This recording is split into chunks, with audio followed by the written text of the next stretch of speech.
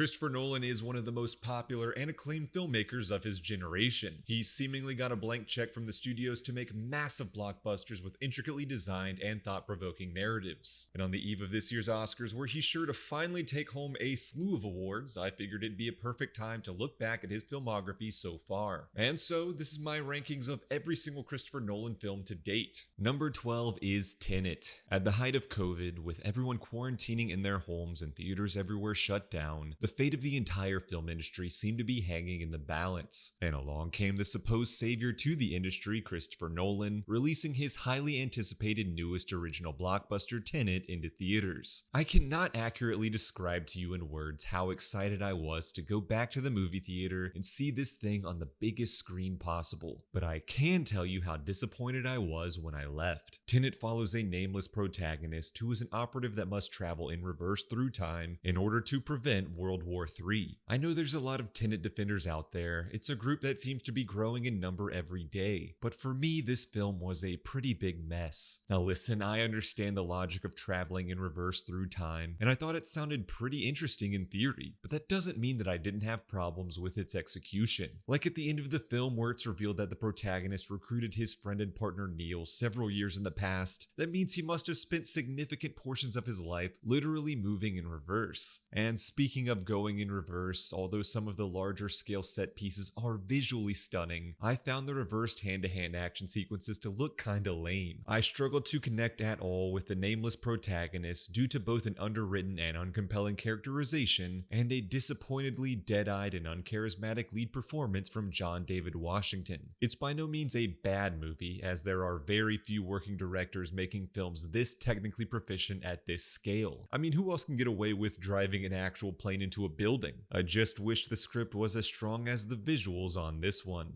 Number 11 is Following. Christopher Nolan's first film, which he self-financed for a mere $6,000, has all of the hallmarks of his later, better work. There's the use of its central premise, this time about a stalker who learns to be an expert thief, to explore perfection, artistry, and craft. There's a non-chronological narrative that puts the audience in the frame of mind of the protagonist and keeps you on your toes. There's a propulsive score that does a lot of heavy lifting in driving the momentum, and there's even a thief named Cobb and a Batman symbol in the background of a scene. It's a very brisk and well-constructed thriller, but it does feel a lot shaggier than Nolan's later work. The plot doesn't completely come together in a way that's overly shocking and satisfying, and there doesn't seem to be many larger themes that Nolan is attempting to explore. In terms of visual artistry, Nolan manages to get a lot with a very little budget, but in terms of script, I wish he dreamt a little bigger. Number 10 is The Dark Knight Rises. Following up one of the biggest and most influential blockbusters of the modern era is no enviable task, and unfortunately, I do think Nolan falters a bit on this one. There is a super compelling story here, and I can see the truly great version of this film obscured by some elements that feel a bit underdeveloped and hastily constructed. Coming off a very cerebral villain in the Joker, pitting Batman against the physically imposing Bane is a refreshing choice. But despite commanding the screen for large parts of the film's runtime, the villain is completely neutered by the poorly executed Talia al Ghul reveal. And having Bruce Wayne beaten down and made so low by Bane is a really interesting place to take the character, but the recovery section of this movie feels a bit too truncated and rushed. And there are some head-scratching plot contrivances and nitpicks, like the entire Gotham City Police Department being trapped in the sewers, or Batman returning to the city but intricately setting up his logo to be revealed in fire first, or the fact that Joseph Gordon-Levitt's character, who is set up to be Batman's successor,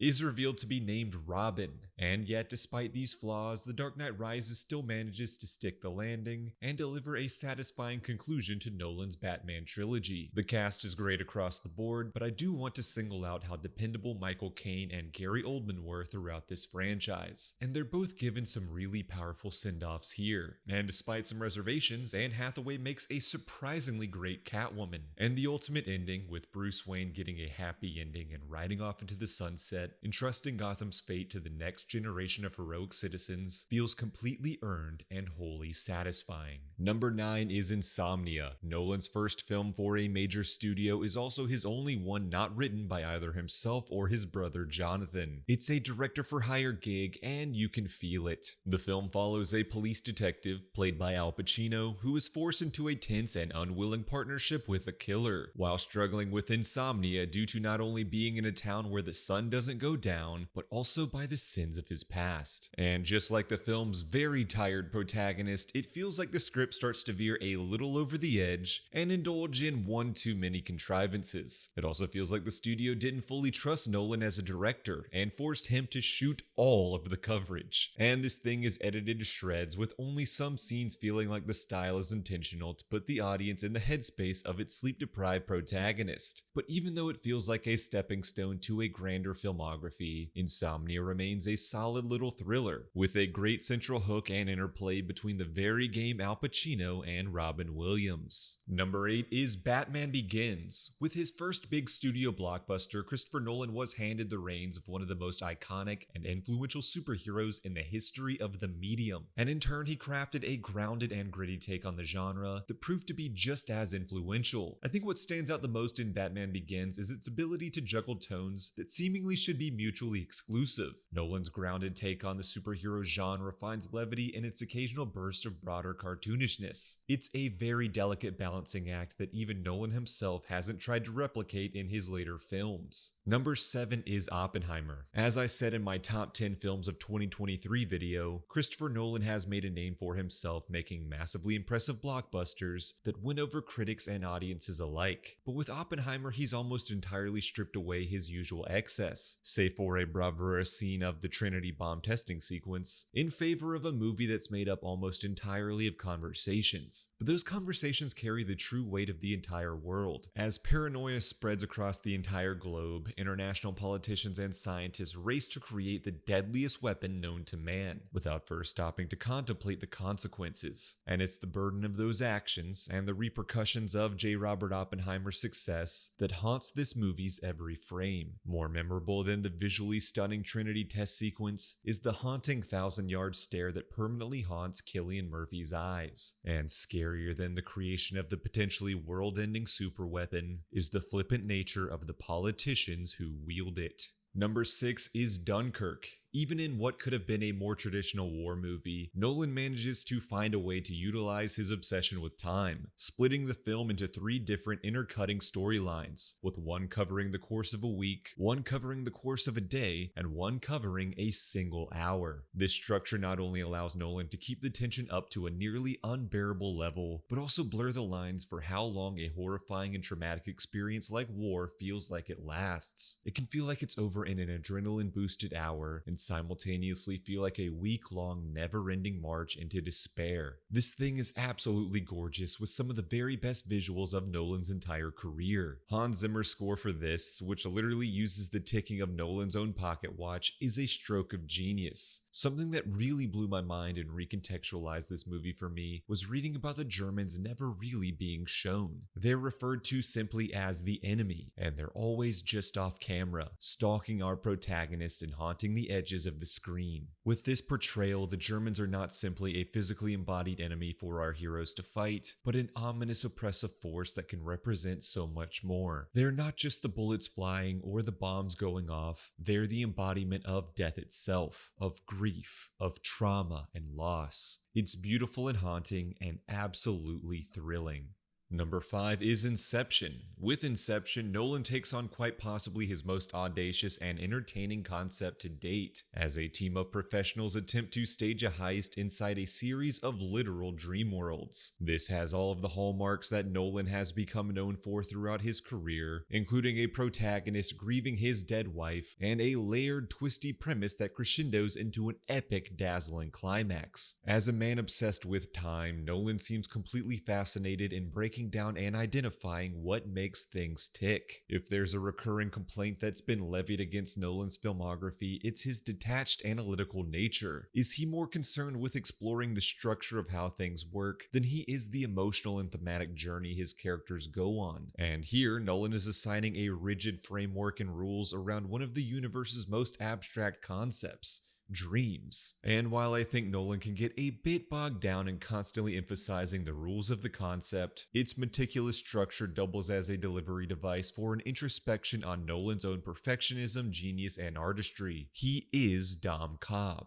a master of crafting gorgeous and thrilling dream worlds to transport his targets, we the audience, into. And Inception's ending is almost like Nolan planting a flag in the sand for all his detractors, as Dom Cobb forsakes continuing his exploration into dreams and chooses his family. And instead of watching his spinning top totem, which would give him hard answers and truths of whether he is in a reality or stuck in an eternal dream, he chooses the more emotionally resonant unknown. Number 4 is The Prestige, in between Batman Begins, which firmly put Nolan on the studio blockbuster map, and its sequel, The Dark Knight, which would go on to revolutionize the entire genre. Nolan made a little film called The Prestige, his first semi-blank check movie and also one of his very best. The twisty tale of two dueling magicians played by Christian Bale and Hugh Jackman is not just an expertly crafted mindbender. You can feel Nolan grappling with his own tensions of artistry versus family, and the struggle to balance both sides of the same coin. It's a movie about the cost of obsession and the extreme lengths and tragic tolls artists endure for the sake of their craft. Number 3 is Memento. Although not technically his debut feature, Memento is most certainly the film that put Nolan on the map. It contains all of the hallmarks that would bear out across his later work, like an obsession with time and its effects on narrative structure, and quite possibly mines the idea to its purest and most effective form. Memento follows an amnesiac man named Leonard, played with a wiry excellence by Guy Pearce, searching for the man who killed his wife. But every day he forgets all that he had previously learned, forcing him to leave himself clues to advance his journey. But which supposed friends can he trust? Can he even trust himself? Structurally, this thing is ingenious and impeccably crafted, with the majority of the narrative being told in reverse. It not only disorients the audience, placing them on a similar unfamiliar footing as Leonard, but also adds dramatic tension, as we know the tragic and shocking direction this story is heading. There's so much more going on here than just the concept of a film in reverse, as it also serves as a sobering reminder of the extent people will go to avoid properly confronting and addressing their own grief. Leonard would rather trap himself in a time-looped prison, pushing away or corrupting every possible new form of human connection, than face the emotional consequences of his own actions. It's thought-provoking and bleak, and one of my earliest memories of a film sparking my own personal love for cinema. Number 2 is The Dark Knight. While Batman Begins opened the door for superhero films to be taken seriously, The Dark Knight blew the doors off the hinges, elevating the genre beyond great for a superhero movie to genuine masterpiece. This movie literally prompted the Academy Awards to change their own rules after it failed to receive a Best Picture nomination. With The Dark Knight, Nolan doubled down on pretty much everything that worked well in Batman Begins. Its gritty realism and crime-focused plot borrows more from Heat than it does something like the 1978 Superman movie. The action set pieces are all expertly crafted and magnificently thrilling. Heath Ledger gives a genuine all-timer of a performance as the Joker, and although overshadowed, Aaron Eckhart gives his own praiseworthy performance as Harvey Dent, and it actually has something to say. Looking at all of Nolan's previous work, it's clear he's a man who craves order and structure, which this version of Batman fully embodies. And I think it's such a bold and thought-provoking take to introduce the villainous Joker into that world as chaos personified. But as Batman faces off against his greatest foe, he is forced to go to such extreme lengths that he becomes an oppressive force to the very people he is trying to save. Batman has painted Gotham with a wide brush, and the action-light but thematically heavy climax on the ferries, in which separate groups of people are basically told to kill each other before they are killed themselves, is an indictment of such a surface-level worldview and an optimistic portrayal of human decency and sacrifice. There's a very clear allegory between Batman's creation of his sonar machine to listen in and spy on all of Gotham, with the US's own Patriot Act following 9/11. You can see the origination for the spark that would lead Nolan to adapting the life of J. Robert Oppenheimer, as both he and Bruce Wayne are men of specific ideologies that allow their prideful heroics to compel them to create dangerous, ethically dubious at best machines that could alter the very fabric of humanity's future.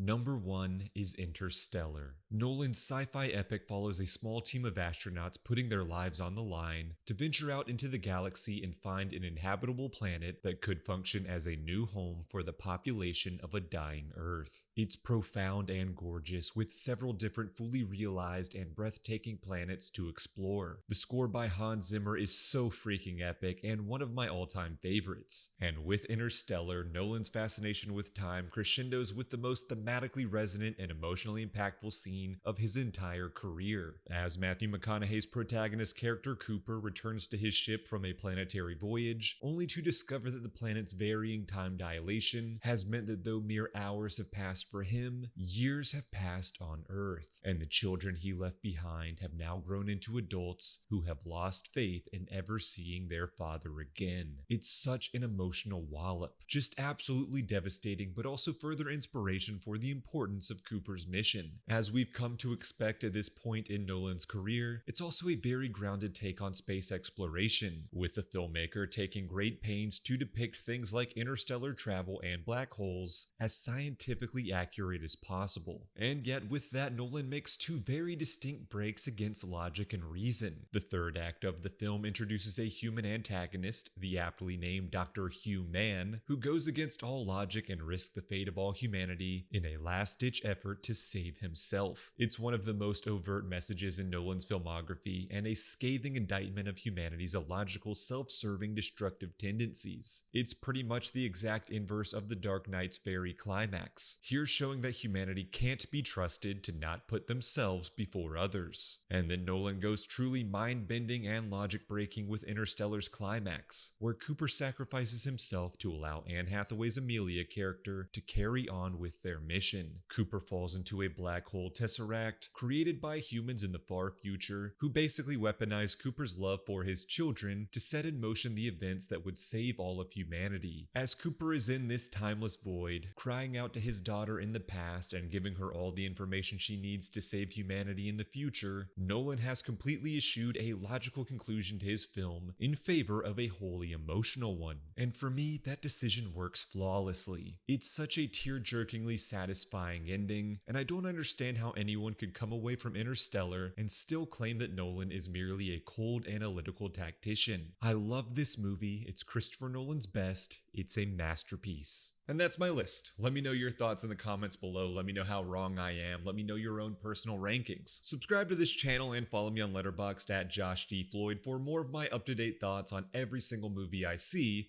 and I'll see you in the next one.